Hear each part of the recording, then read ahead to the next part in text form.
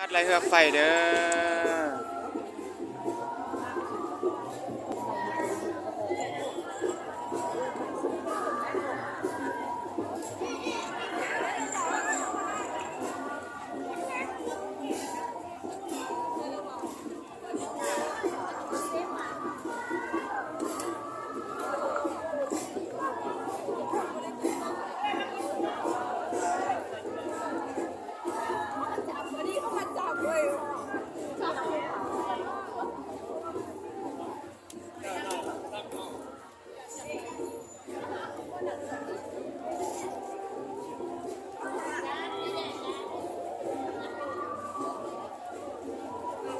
บรรยากาศไรเฮือกไฟเด้อ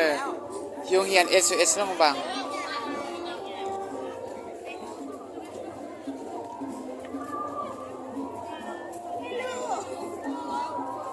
ยิ้มไปเด้อยิ้มไปเด้อ